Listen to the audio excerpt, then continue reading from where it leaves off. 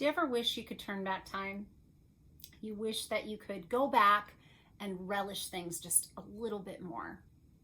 Hi, I'm Dr. Natalie Marr. I'm a clinical psychologist and a life transition expert. But this week, I'm a mom of someone who's turning 18. He's my firstborn, and of course, as a life transition expert, I can tell you these are these moments where we start to reflect and think about, wow, I wish I could have done things differently, or I wish I could just go back and enjoy myself a little bit more than I did the first time through. And the reason I bring this to you today, not just because it's apropos of the time in my life, but I think it's a great example of when we do this reflection, we are able to grasp just for a minute that there is a different version of us today that understands things differently than the version of us then.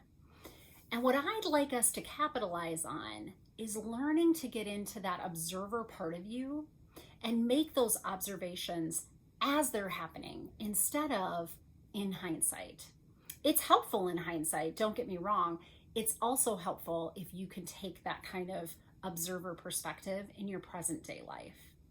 So my tip for you as we embark in our next free workshop that's coming up on August 17th on how to know the version of you that others know is to start to practice getting into that observer self. And I think that one of the easier ways to do that is in our hindsight.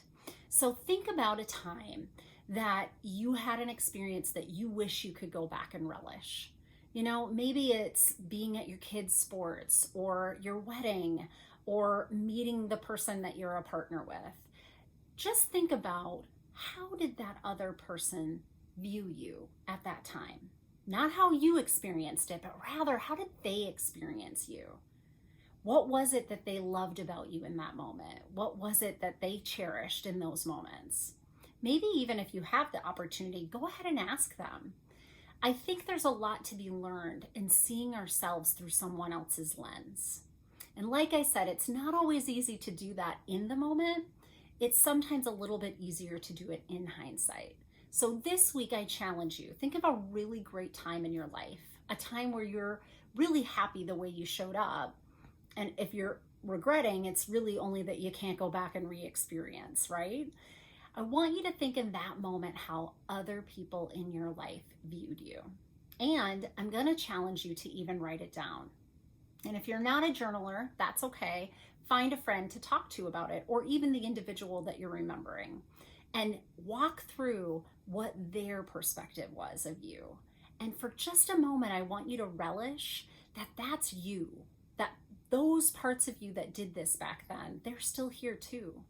You are different, you have different wisdom now, and there was a version of you that these people enjoyed, loved, fell in love with even. And I want you to fall in love with that person again too.